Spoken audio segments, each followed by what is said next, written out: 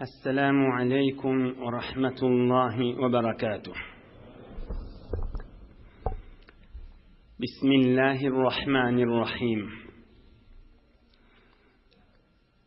الحمد لله الذي هدانا لهذا وما كنا لنهتدي لولا أن هدانا الله، حمدا كثيرا طيبا مباركا فيه.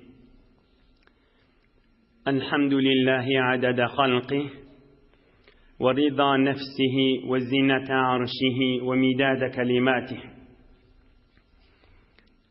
اللهم صل وسلم على عبدك ونورك إمام المتقين سيد المرسلين سندنا مولانا شفيع المذنبين محمد وعلى آله وأصحابه وأتباعه أجمعين. لا أسألكم عليه أجرا إن أجري إلا على رب العالمين. اللهم وفقني لبيان ما يحتاج الحاضرون إليه وما يصلح أحوالهم. إلهي أنت مقصودنا ورضاك مطلوبنا، فأعطنا كلنا محبتك ومعرفتك. Beyik pek Allah tebaraka ve teala hemmenizin taatu ibadetlerinizi, salih amallarinizi, Huday için oturuşuklarınız ve mehabbetleriniz, duayı hayırlarınız, kışın soğuk gecelerini, Beyik Allah Teala'nın rızayeti, gözümüzün nuri Resulullah aleyhissalatu vesselam'ın şirin yaşayışı ve almalı dersleri, mübarek celese, Allah Teala'nın rahmeti ve bereketi dökülüp duran meclisi deyip de şirket etmeli. Elbette büyük Allah'dan uluğun saadettir. Huday Teala yurdumuz parahat bolup, vatanımız emniyet bolup, ulamalarımız ve milletimizin ağzı birliğine, ittihad-ı emniyette, din-i dünyamız avat bolup, mescid medreselerimiz yürüymeden ayırmasın inşallah. 3-4 gün meri elhamdülillah Huday Teala rahmet yağlılarını iyi veripdu. Tayhallar, yer yurt eyeleri, malgara eyeleri ve hem Müslümanlar hem doğullumuz hoş olupdu. Huday Teala ekrançılıklara, yer yurtlara bereket bilip akıbetini hayretsin inşallah. Geleyliğin mübarek Resulullah aleyhissalatu vesselam'ın yaşayışına ve esasen almalı derslerine ve dünya ahir saadet gürzünlere. Mümin Müslüman da Allah. Geçen haftede Taif şehrinin, belki Taif kal'an içinden bütün kafirlerin arasından saylanıp Urvet ibn Mes'ud diyen bir adam merde meydan olup Taif'ten çıkıp gidip Medine-i Münevvere'ye Müslüman oldu. Onun bir miktar gurrunu geçipti. Bir gecede kısaca geçen heftekin ağzab şol mübarek kıssani kamil şiici hizmetini de yetirip ve şondan muhim almalı dersleri İnşallah Huday kokladığı vakt bolluğuna vara aydıp, eğer derslerinden kalsa inniki hefte hizmetini de yetirer. İmma şu vurrun içinde son şu camiye değişli vurrunken molansan, ilunumuzun içinde, bir milletin içinde, aya menne şu Urvet ibn Mes'ud yanak bolmak boynuma lazım mı? Ve bir neçe sualları ki şol kıssan içinde gelecek, şonu bir mukaddemasında 10-15 dakikada orada erzeşi var. Son bilmeli alım. Hizmetini de yetirip inşallah kıssan iyidini alıp gider. Peygamberimiz aleyhissalatu vesselam aydıptır. 10-15 dakika nem arada birine bir qavlat aytacak bolyan ya birine heşli diyani işin qavlat del hasen deyip nehyetcek bolyan, qaytaracak bolyan. İlunun içinde aytmak ve aytmasızlık nahilli. Çünkü Hazreti Urva geçen hefte geçti. İnşallah bir gecede kamil hizmetini de yetirir. Gelip Taif şehrinin içine cemaat ilminin bulmaya deyip musulmançılığa çağıracak. Ve herhal gurrun başlayın. Umumen Peygamberimiz aleyhissalatu vesselam aydıptır. La tezalu la ilahe illallah tenfa'u men qalaha ve teruddu anhumul azabe ve nikmeh ma lem yestakiffu bihakkiha. Şu musulmanlar la ilahe illallah beyik Allah'dan başka ma'bud ve mehbub hakiki bulmaz deyip aydiyalar şu musulmanların üstünden afet savup durur deyiptir. Şu la ilahe illallah kelimenin bereketi. Yöne şun hakkını yengil tutsalar la ilahe illallah'ın hakkını. La ilahe illallah'ın hakkını yerine getirmeseler onun üstlerine azap iner deyiptir. Ya Resulallah la ilahe illallah'ın hakkını emmul ya deyiptirler. La ilahe illallah'ın hakkını emmul ya deyiptirler. Onun Peygamberimiz aydıptır. Yazharul amel bi maasillahi azze ve celle fela yunkar ve la yugayyar kaza fit tergib. Onu görüp tuğun günah edip tuğular, haram edip tuğular, hiç yüreğinin gıyinne verenak, yadına düşenak, mana näme deyip geçir yer, ve şunu ayrıyliğin, şunu doğrulayliğin, şunu ıslah edilip, eger yadına yok. Şu tüyüslü olsa, la ilahe illallah'ın hakkını bitirmediğin deyiptir. La ilahe illallah'ın hakkını bitirecek bolsan, günah haram görüngde, şunu bir ayıracak bolmalı, yüreğinden gıyın görmeli, narahat bolmalı şol günahda. Öğreniş kütmeler şu günaha, didiği deyip Peygamberimiz aytıptır.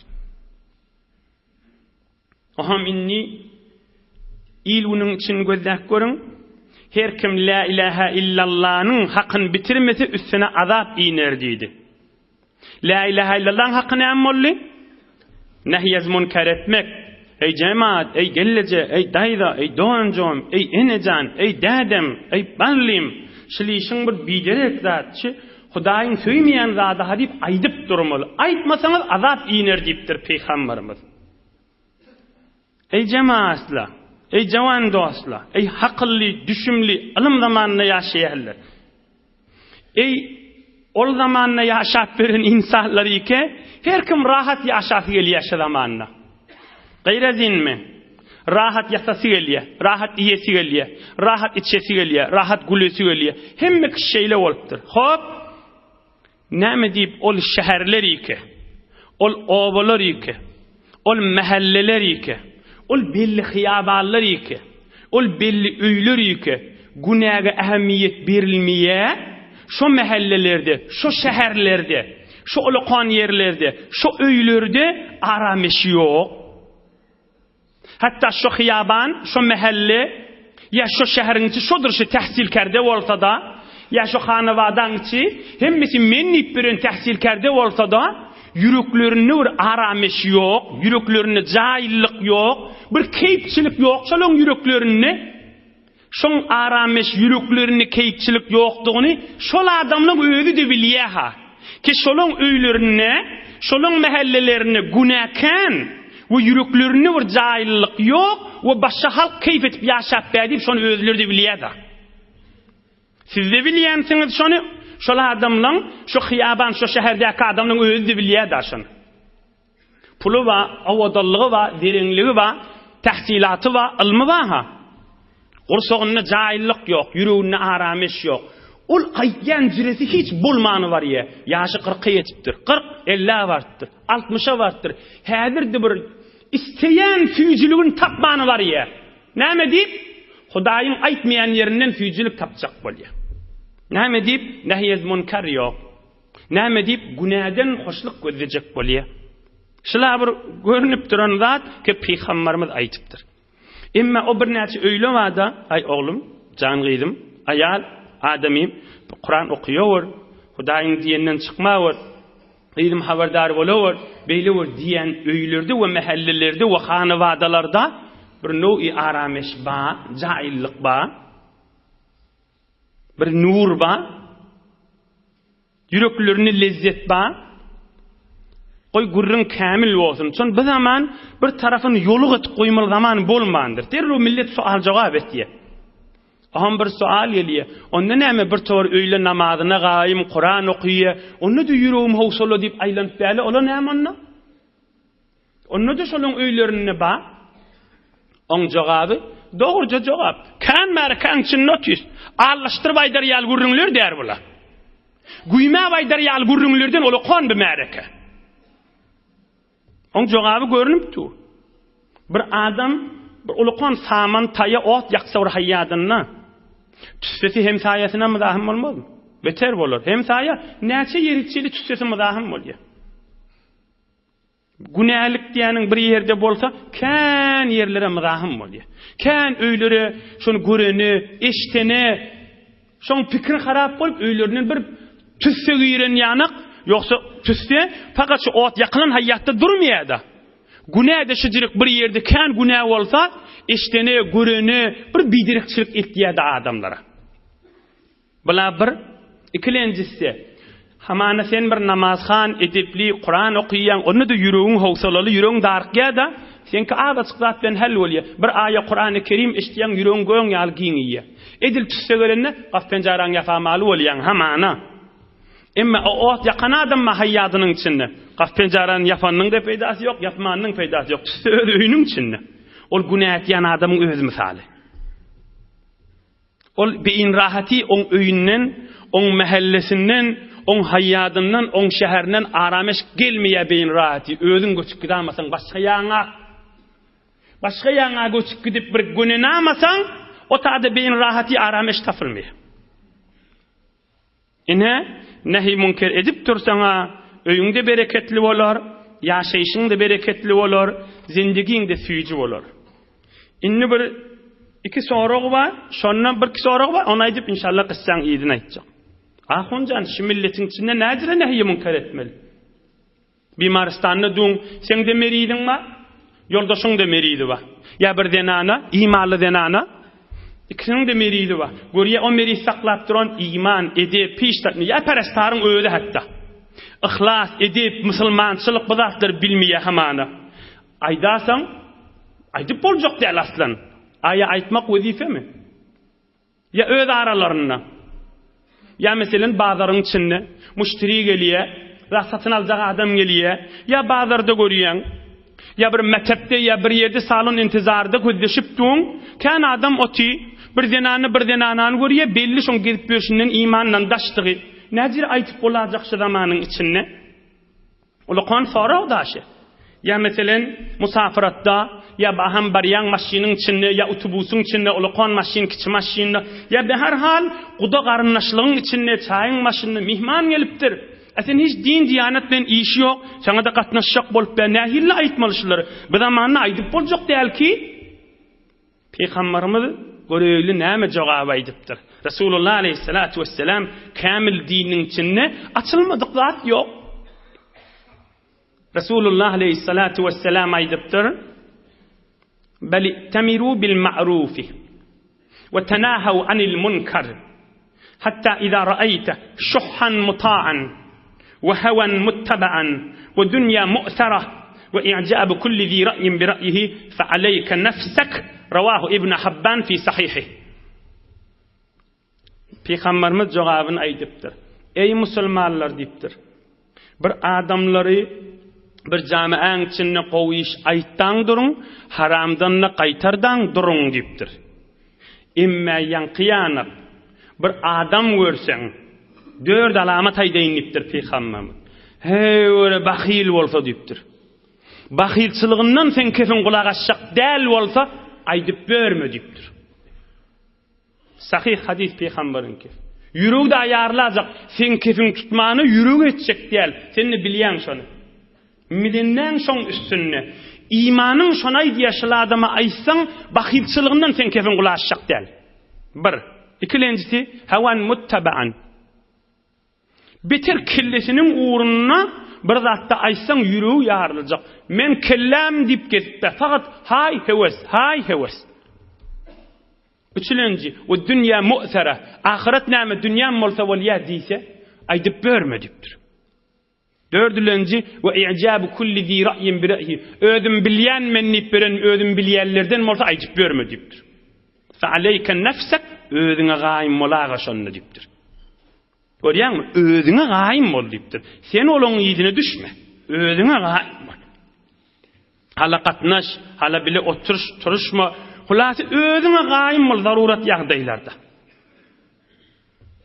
Oham ahirki soraga değil, tamam değil. Oy kamil olsun bu barada. Onu bu zamanda hiç kim aytıp vermeliler onu. Hemme kişiyle olupdur. Onu bu zamanda aytıp vermeliler deyip sen soraga diyanda, o hemme kişiyle. Ya bakil, ya dünyam olsa oliye, ya hemme kişi öz kellesinin iyidinle, ya hemme kişimen bilyenlik bürün. O necire bu zamanda aytmalı onunla? Bicire değil, yanlış bir fikir. Mınkan adamlar aytmacak bolup, diymeyecek bolup aydiye bir kefi. Türkmenin içinde, biz de halkın içinde gösterse, erkek adamlardan, zinanalardan, kıyı oğullardan, gelirlerden, katıken adamlar var, katıken, günah edik gösterse, günahından arahatta. Her namaz okuyumda Hudaydan utanıyan, nip utanıp gösterse. Her öyle kov düşünüyendir şöyle adamla şuur. Her namaz okuyacak bolunca öyle Hudaydan utanıyan adamlar var. Näme günahım mı diye adam? Mescid, medrese katı hormatı var. İhtiram koyup be. Onda da günah işitip kesip be. Ya Mekke Medine hadir de ihtiramı var. Mekke-i Mukarreme, Medine-i Munevvere ya Resulullah'ın adını eşitini müteessir oluyor. Öyle günahın içinde kesip be. Onun näme? Şu fakirleri bir adam gerek fakat elinden tutmağa. Elinden tuttun dine gaşın qaytacak. Şu adama kan Türkmenin içinde. Yani daşından gözləyəndə hemmekiş men bilýän ýanyk, hemmekiş bakil ýanyk, hemmekiş kefe ulaşmajak ýanyk, hemmekiş bidar ýalla, o jüri däl şol. Şu jüri aýdýan adam ýalňyş aýdýar, o jüri däl şol. Şu jüri bolýan bolsa, şu märeke sırşman oturmazdy ştada. Özüm bilýänim çykyp giderdi. Yo özüm bilýän ahim diýer giderdi. O jüri däl şol. Türkmen ýylyň içinde gatyken, fakir günah etipde ýoldaşyna allantyr, boýdaşyna allantyr. Fakir bir toforlarda öýdi, şeýle bolup gizmeli muqaddik kesipbe. Jamy äwre bulmulmuşdyk diýip. Häzir bir nefer elinden tutmanlar, öýdi gowa adam, enasasy gowa adam, fakat muntazir, fakat közleşipdi bir adam elinden tutsun. Fakat közleşipdi bir Allah eşitsin, şoňa gaşyn düşüp gitsin. Pat tafylmandy. Şoň elinden tutmasa sen näşe? Şol adam fakir gözleşipdi. Aham sen näme etmeli? Şonu görýän da bir zenanany görýär, ya erkek adamy görýär. Ay şula inşallah men kefim kulak asar diýsen, uğru bilen barda ayt wezifäňdir. Yoga men golundan mark boljak däl, her ýollan barsaň diýsen aýtyp berme, günahkar bolmaýanda. Aytmaňda ýoluna gaýym bol, namaz okuy diýip bilmeýändem, geldi işi tak geldi, siratyň içine geldi. Ejmaýyje bir klas wadi, bir mübarek jelese wadi. Ona gelse öz namazyny dogurlar. Ya bir ulamalyň meclisine, ya Kur'an-ı Kerim'e gatny diýip, ýüregiň howluk ýämi diýip, Allahny zikr et diýip, özü bir çetinden barsa, diniň süýjüligi çekip alar onu. Inhe bir muqaddime bolly, zarur bolansaň Resulullah aleyhissalatu vesselam'ın mübarek ýaşaýyşyndan sual jogapla zihnimiz amade bolar ýani, diniň berýän jogaby we ilmimiz kamil bolar ýani. Inni göreliň Hazreti Urwan görürüňne. Hazreti Urwa ibn Mas'ud, mert bolan pehlewan Taif şährinden ýekeje Medine-i Munawwaraga gitipdir. Resulullah aleyhissalatu vesselam'ın mübarek mehzerini çöküç musulman bolupdyr. Aham az wagtda kan ilim öwrenipdir, zahmet çekipdir. Aham Peygamberimiz aýdypdyr: "Ya Resulullah, maňa ijaza ber, men Taif'e gitjek, şäherimize gitjek, şolar musulman edýinlikdir." Peygamberimiz aleyhissalatu vesselam aýdypdyr: "Innahum izen laqatiluka." Seni öldürür ha Taif şäheriniň adamlar diýipdir. Onda aýdypdyr, näme diýipdir? "Ya Resulullah, meni beter gowwarýarlar" diýipdir.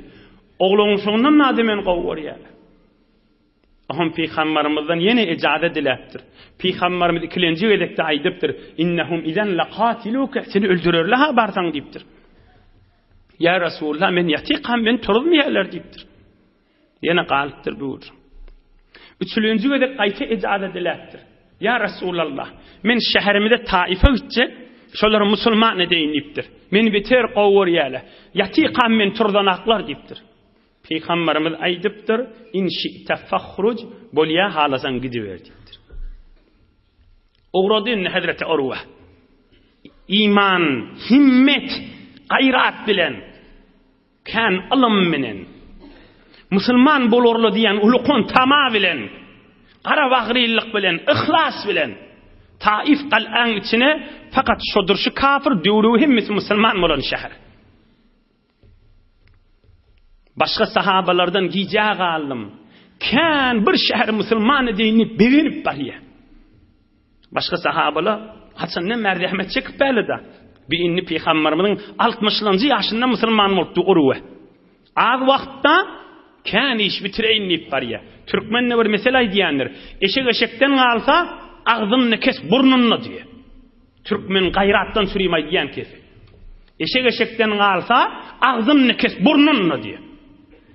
Bir Hazreti Urwa başka sahabelerden galmayın. Minni iman yolunu mert bolayın deyip uğraptır Taif'e qaşın. Ay barakallah. Huday ondan razı olsun, razıdır inşallah. Fedakhala ala kavmi. Barıp Taif'e giriptir. فدخل منزله فأنكر قومه دخوله منزله قبل أن يأتي ربه. Barip öyüne giriptir. Ovan adamsı görüptir. Bir botun yani barmağını evvel öyüne girdi. Hemişe musafirattan gelen adam bir botun yani bariye, Huday diyellerinin yanına bariye, öz aralarını ohum öyüne bariye. Emme bir Urwa musulman bolanlarından haberleri yok da. Botun yani barmağını öyüne girdi. Ne hilli oldu deyiptirler. Aham öz aralarını aydıptırlar. Seferden geliptir, yadap gelenler de. Sürünüp gelenler, şu duruşunu öye giranlar da deyiptirler. Aham geliptirler, şu akşamsı mın öyüne geliptirler. Üşüptirler. Fehayyuhu tahiyyeteş şirki. فكان أول ما أنكر عليهم تحية الشرك قائلا عليكم تحية أهل الجنة. Anırdan akşamara adamla giriptirle qadim kafirlan berýän salamy bilen salam adip bolmaýar. Salam İslamda wada assalamu aleykum diýmek. Tarapda we aleykumussalam diýe. Emma salam bermäni giriptirle. Hamana gijan hayırlı bolsun diýip sözdür bir zat aýdyp. Ona aýtjak bolsaň salamdan soňra aýtmaly. Aham ol aýdypdyr. Munyňyz aýrylyň diýipdir. Cemaat diýipdir. Cenneti giren adamlar, beheşte giren adamlar bir-birlerini görellerini assalamu aleykum ve aleykumussalam şuna aýtjakla diýipdir. Beheştiň salamyny öz aramyzda ýürdüýligiňde diýipdir. Salam Hudaýyň ady. El-Melikul Kuddusus Salamul Mu'min. Salam Hudaýyň ady. Assalam diýende Hudaýyň ady tutullygy bolýar. Assalamu aleykum diýdigi tarafa hayır doga ediyen. Sen Hudaýyň adyna bir tutdun. Sana saglyk bolsun diýdigi. İkilenji bereket. Üçüncüsü assalamu aleykum diýdigi menden hatirjem bol. Menden sana zerer yetmez diýdigi. Dördüncüsü assalamu aleykum musulmançylygyň alamati. Ey cemaat, hut Kur'an-ı Kerim'de var. La taqulu limen alqa ileykumus salama lasta mu'mina. Her kimse de selamu aleykum diýse, musulman däl diýmege ijazanyz ýok diýipdir. Her kim, hatta bir kafir adam sana assalamu aleykum diýse, sen musulman nimällä. Hut Kur'an'a baş. Salam musulmançylygyň alamati. Ondan çürüyüm salamda sogap var, bereket var, nur var. Ondan çürüyüm bir erhiley oňşmaýan bolsa, özlerde oňşmaýanlygyny ikisiden narahat bolsa, we şumdan bir oňşman geçber, şu näme diýip şeýle bolýar, näme diýip öýümizde bereket ýok, mudam aramyzda galmagal, bija oňjuklardyň üstüne wurşup kesip diýse, islah etjek bolsalar ikilerde salama gaýym bolmaly. öýe girenne, zinany öýe girenne, assalamu aleykum. O tarapda ve aleykumusselam. Şoň öýde erheliň arna dawa bolmaz diýe. Diniň berýän bereketçi. İkisi de narahat bolsa, ikisi için ıslah etsek taşı, mudam bija galmagal etip bahsise, salamın ulukon berýän bereketi we din İslamyň berýän nushaty. Muny düktör bilen, rawanşynas bilen, beýleki bilen bir halat boljak zat däl ahim. Mudam azat zadyň süni dawalaşyp urşulyp galmaly, assalamu aleykum diýdiňdämi? O tarapda we aleykumusselam diýdi, şoň öýde galmagal bolmaz diýip aýtdy. Ulukon bereket. Hulasa Hazreti Urwa aýdypdyr. Assalamu aleykum yürüdüğül şudur şu bereket diptir. Oham adamlar aydıptır adamlara Hazreti Urwa Alastum ta'lamuna anni awsatukum nasaban ve aktharukum malan ve a'azzukum nafara. Ey kavmim diptir. Müslüman bolun diptir. Allah Ta'ala'n mehabbetine girin, imanın içine girin. İman bir gönünmektir. İman adamın zindigisine, yaşayışına hedef beriye, maksat beriye, näme diýip yaşap bölülüň beriye, senin zindigine aşk beriye, mehabbet beriye, süýjülük beriye, mana beriye, zindigini robat we kurjak yaşamagyň meňdeşmeklikden aýyrýa. Oham oban adamsa aýdypdyr. Häzir Urwa aýdypdyr. ما حملني على الإسلام إلا أني رأيت أمرا لا يذهب عنه الذاهب. Ey kavmim diptir. Men niş musulman bolonum diptir. Häzir aýdan kepleri ba. Men niş musulman bolonum diptir. Şu Muhammed peýgamberiň ýanyna bir edipleri gördüm aleyhissalatu vesselam. Bir ahlaklary gördüm. Aýrylşar ýalylar diptir. Sınjan edebi, dehretin edebi, üstü başyň arassalaman edebi, guslun edebi, dir adamın salam aleykine varsan edebi, kabra ziyaret etjek bolsan edebi, öllüňe doga etjek bolsan edebi, inatan edebi, ogulgyýdyň edebi, erheleýiň edebi, tamam bir tertipler, bir edipleri var diptir. Aýrylşar ýalylar, janyňdan çyklam diptir. Men şuları görenim diptir. Asa aýrylşyp boljak der, şondan çyn musulman boldum. Yani ne pula gyzyp musulman boldum, ne bir abraydan çürüyüm, ne sizi reis boljak bolup, ne bir postdan çürüyüm, ne bir zatdan çürüyüm. Men fakat iman bir gowdat dip musulman boldum dipdir. Faqbalu nushi min jan yaqway diýen size kabul edin şunu dipdir. Fa wallah ma qadima wafidun ala qawmin bi afdal mimma qadimtu alaykum. Jan qawmum dipdir.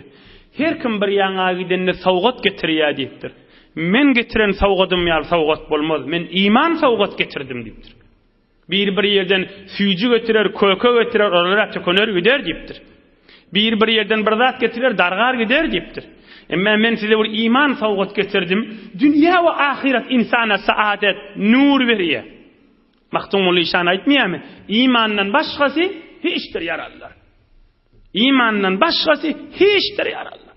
Ýangy hefte otýdyk şu direk märekede. Bir hefte geçipdir. Zarp geçdi. Näme? Hiç. Ne iýeniň, ne içeniň, ne güleniň hiç gaýsy ýady düşanak. İmandan başgasy hiçdir yarallar. Fattahamuhu wastaghshawhu. Galmagallaşypdyrlar, gıýgyrşypdyrlar, söýüpdyrlar. Ağzyna gelen aýtypdyrlar. Diýipdir. Şol aňyrdan gelende botuň ýanyna barmadyň, şondan ne billik sen ütkek geleniň diýipdirler. Muny gör diýipdir, bir-biriniň ýüzüni gözleşip. Aňyrdan gelende botuň ýanyna barmadyň da sen diýipdirler. Bir zat ba diýse ne diýipdir? Täze ýol Muhammediň ýolyny girdim diýse ne diýipdirler? Atyn kefilne kulak asmanlar aleyhissalatu vesselam. Wa haluma aleyhim bir Rasulullah'ın şagirdi da.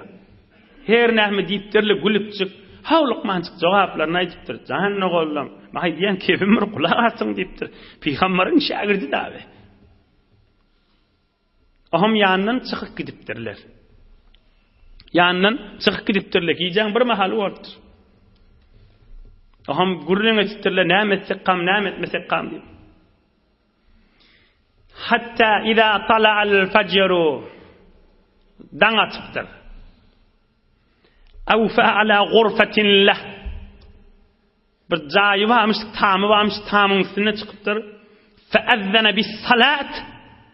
bütün kafirlerin arasında Taif şehrine büyük Allah Teala'nın adını tutup Allahu Ekber, Allahu Ekber Hudayın adını tutup alan çıkmağına duruptur. Berekallah. Hazreti Urve yıkıcıydı. Allah Teala da arkası kavmim de bana da at deyimiz bilkim imana sebep olsun deyip Allah Teala'nın adını tutup alan çıkmaya duruptur. Evvelin bar Taif şehrine alan çıkan Hazreti Urve ibn Mes'ud radıyallahu anh. فرماه رجل فأصاب أكحله فلم يرقى دمه. Ohum kafirler daşını alıp bir ok yay bilen daştan belläpdir. Om elbette elini kulağına tutup onur Hazreti Bilal'dan gösterdi adan çekişini. Om okda elinin olu kon damarına deyip damar kesilip çoğup kan çıkmağını durupdur. فَحَشَدَ قَوْمُهُ فِي الصَّلَاهِ. Ohum mun doğunların naşları kılıç alıp turupdurlar, o tarafa kaşıyın öldürmelerden siz deyip. O tarafta kılıç alıp olu kon dava olacak bolupdur. Ohum Hazreti Urve görüpdir kan durana dünyadan geçeceğini ve şehit bolacağını ve ayrılacağını bilipdir. Ohum aydıpdır La taqtulu fiyya La tuqatilu fiyya Fe inni qad tasaddaqtu bidemi ala sahibi. Ey kavmim deyiptir. Menden şim ölüşüp görmeğin deyiptir. Kanı yesim men deyiptir. Menne gözeştetyen kanımı geçtim deyiptir. Men üstümden şim ölüşüp görmeğin deyiptir. Fiqh Hanefi'de vurgurunma ve yasihhu aful qisasi. İza qala afawtuka anil cenayeh ve ma yahdutu fiha sahhal afu bil ittifaq kaza fi mefsud saraxsi. Bir adama amden bir vursa qanak ye men şunu gözeşt ettim, şunun üstünden ölsem de gözeşt bolsun diye, şun gözeşti doğru ve tamam bolya, şun men gözeşt bolya tamam bolya. Şun menen hukum kesilya. Men geçtim deyiptir. Menden şim ölüşmeler deyiptir. Aham Urve aydıptır. Fehiye kerametullahi Teala ekrameni biha. Bala deyiptir, Hudayın bana sıylığı deyiptir. Bala men şehit bolacağım deyiptir. Men bir kafir milletin içinde saylanıp gittim deyiptir. O da alan çekip tuğam vurulmalı. Bala Huday Teala men sıylık deyiptir. Bala bir sıylık deyiptir. Yöne deyiptir, ey kavm deyiptir, ey Taif adamları. Bilin deyiptir, şu Muhammed peygamber hak peygamber deyiptir. 2 edek 3 edek bana aytdı deyiptir. Ey Urve seni varsan öldürerler ha deyip ayttılar deyiptir. Men yo men sıyılığım kan men öldürmezle deydim. Yatikan turulmarla men deyip ayttım. Onu uğurlap bana aytdı deydi. Ey Urve seni öldürerler ha varsan. Ey Urve seni öldürerler ha varsan deyip bana bar aytdı deyiptir. Şoň öyle bir hak peygamberliğinin alamatı deyiptir. Aham aydıptır. İdfinuni ma'aş şuhadâ'illezîne kutilû ma'a Rasûlillah sallallahu aleyhi ve sellem. Ol Taif jenginde şehit bolan musulmanlar var deyipdir. Ol Taif'in daşında musulmanlar jayladylar. Meni kafirlerin kabrına jaylaman, men şu tada jaylan. Musulmanların şehitlerinin içinde jaylan ha deyipdir. Fedefanuhu ma'ahum dünyadan geçipdir Urve. Aham şol musulmanların belki şehitlerin Taif jenginde şehit bolan 12-13 nefer var. Şol musulmanların içinde jaylapdyrlar. Bir de Taif'in şehitleri bolup kalıptır. İndiki hefte inşallah hadir dersler var. 3-4 tane birinci aydır. Beni 5-10 dakika vaktimiz var. İndiki hefte gurulunga inşallah evvel oğlu peygambere kaşın gittiyen musulman bolmağa bir neçe ay sonra kavmi gittiyen musulman bolmağa ve Taif musulman bol yaşan bereketine. Emma hadirçek bir neçe o dersler var. Bir dünyadan geçti ve Taif şehitlerin arasında jaylandı. Öz alımınız, öz biliminiz bilen ayaşladım kıyamet turanna şu Taif şehrinin musulman edilliğin sogabını alıp turar mı kam ya almaz mı kam? Elbette alıp turur. Yani Taif şehri musulman etmek niyet bilen eline varını etti da o Resulullah'dan da icazet alıp gitti. Eline varını koydu benne. Ellen gelen hayri iş bolmasa gönül içire yaxşı niyet yaxşıdır. Mahtumul işan aydiye. Ellen gelen hayri iş bolmasa gönül içire yaxşı niyet yaxşıdır. Eline gelmedi musulman etmene. Benden yüreğine bad şu olan musulmanı deyinip. Belki gayratına bad. Damarına, ihlasına bad. Can çekti. Yine bila bir ulukan nığmatı oldu. İkilinci ulukan ders hemmemizden çürüyüm. Ey hacı dehedele. Ey cavan dostlar. Öyümüz bilen bile. Hudaydan dilayliğin Hudaya bizim ağıbatımız hayır olsun deyip. Yani näme ağıbatımız hayır olsun deyip. Şu dünyadan iman bilen geçeylik dilayliğin Hudaydan. Birbirlerini gör. İman dilep, iman bilen dünyadan geçweti adam ağıbatı hayır olmak gerek. Hudayın ışkınını, Hudayın muhabbetini kan dünyadan geçmek qawdatmıştık ha. Yoksa gorulli, sevulli, yencilli, yara düştü, ennamdan qannamdı. Şun ağıbat şer oldu diyecek mi? Ağını geçti dünyadan diyecek mi şuna? Yok, bula şehit oldu. Bula günahın geçti. Bula maksadına yetti. Huday Taala'dan dilemeliş ağıbatımız hayır olsun deyip.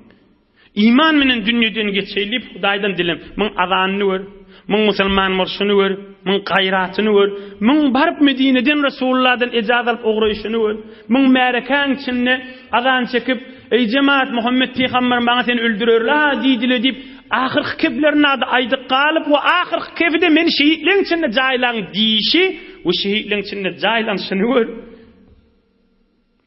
Adam ağıbat bir hayır olayın. Hudaya men ağıbatım hayır olsun diymeli olacak. Allahümme ahsin akibatana fil umuri kulliha. Resulullah'ın duası. Hudaya şehemme işte ağıbatımız hayır olsun diyemişti. Yine bir almalı ders. Fiqh Hanefi'de bir gurrun ma. Bir ilim ma. İhlas bilen kulağa eyleyin. لو وجد ميت في دار الإسلام يغسل ويصلى عليه ويدفن في مقابر المسلمين وهذا ظاهر. Bir yerden bir meyyit, bir ölü ayrılan adam tapılsa. Mında bir musulmançılık alamat yok. Böğründen, sakalından, evin başından bir musulmançılık alamat yok. Yönü İslami keşverdi şu yurdumuz yanak yerde tapılsa. Bunu cenaze okuymalı mı? Okuymalı. Yumalı mı? Yumalı. Özünün musulmanlığın kabrına caylamalı. Ne deyip? O musulman yurtta musulmançılık alamatı bolmasa da musulmandır inşallah deyip yumalım, kefellemelim ve adaime cenazada okuymalı ve musulmanlığın kabrına caylamalı. Ve illem yekun ma'ahu simel muslimina bidalaletil mekan. Musulmançılık alamat sonuna yok da olsa son yurdu musulman yurt yaşap birin keşveri musulman keşver musulmanlar inşallah deyip etmelisin. İmma musulman kafirlerin arasından ayrılsa näme diyor belli değil. Ya kafirin yurdundan ayrılsa fe in kana ma'ahu simel muslimin yughsal ve yusalla aleyhi ve yudfanu fi maqabiril muslimin.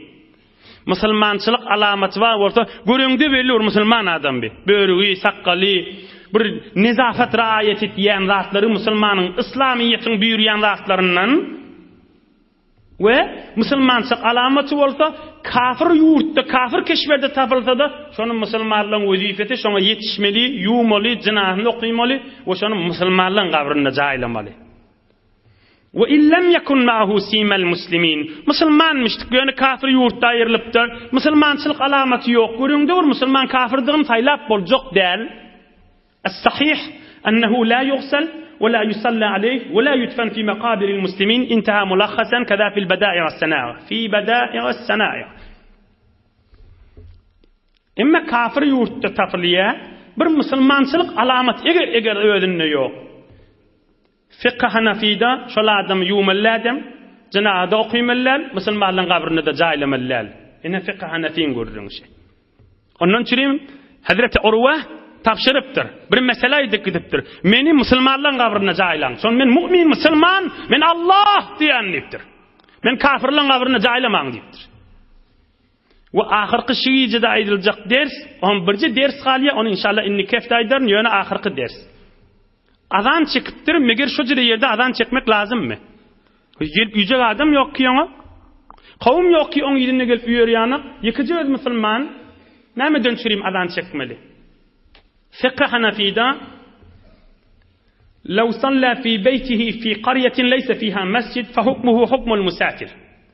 إن أذن وأقام فحسن ويجوز له الاكتفاء بالإقامة. Bir adam öz öýünni edilýän Hazret Urwan kıyana namaz okuyjak bolýa. Ýöne owasyny mescit ýok, azan ýok, tekbir ýok. Näme etmeli şol adam? Azan çekip tekbir aýtmaly, baryndan gowy. Azan çekmäni fakat tekbir aýtsa da bolar, günahkar bolmaz. Musafir de şeýle. Sen musafir barýan bir ýurda gaşyn, şäherde oky, howada oky, azan bilen tekbir çölle oky, azan tekbir aýtsaňa baryndan gowy. Yo azan çekmäni üçin gelip üýjek adam ýok da sana. Azan çekmäni pa tekbir aýtsaň da bolýa, günahkar bolmaýan. Hazreti Salman Farsi aýdýar: قال صلى الله عليه وسلم إذا كان الرجل بأرض فيء فحانت الصلاة فليتوضأ فإن لم يجد ماء فليتيمم فإن أقام صلى معه ملكاه. Peygamberimiz aýdypdyr, çölle bolsaň diýipdir, düz ýerde bolsaň diýipdir. Namazyň da wagty bolsa, dehret qylla namazyň oky. Suw ýok bolsa teyemmüm et. Hop, eger tekbir aýdyp namaz okuysaň diýipdir Peygamberimiz azan çekmän ha. Fakat tekbir aýdyp namaz okuysaň bolar diýipdir. Sallama'ahu malakahu, ikrapdaňda perişte de sana üýer diýipdir. Ýokjölüň muqaddime tekbir aýtsaň ikrapdaňda perişte sana üýer diýipdir. Emma ve in azana ve aqama salla khalfahu min junudillahi taala ma la yura tarafahu. Rawah Abdurrazzaq kaza fi at-targhib fiqh Hanafin delilişi. Emma şu çöllek adam malyň üstünde ya ýöködi ya tefriye çykypdyr her näme bolsun. Hem azan çekip hem tekbir aýtsa Peygamberimiz aýdýar haşyny. Hem azan çekip hem tekbir aýtsa ýygyny sep periştede durar, musulman jyllada durar, iki gapdaly gözü görýän bolsa iki gapdalyny gözü çatmaz diýipdir. Azbes gelip üýerli känligi diýipdir. Ýöne göz görmeýär, ondan üçin Peýgamberiň aýdan kefi gaýgysa da man bolup okuýbersin diýipdir. Inhe Peygamberimiz aleyhissalatu vesselam'ın aýdan kefi we fiqh Hanafiň de delilişi. Bes bir ýerde bolsaň, ýeki ödüň bolsaň, azan tekbir ýok bolsa hem azan hem tekbir, gowzat ki Hazreti Urwa gowsyn etipdir. Ýok, fakat azan çekmäni, fakat tekbir aýtsaň da günahkar bolmaýan.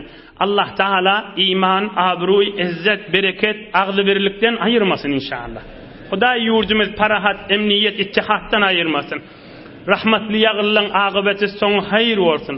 Hudaý öýlerde bereket, mehabbet, Hudaý üçin hawlukman düşündirip biri-birine din, İslamiyet, Kur'an düşündirmek nesip etsin janatda.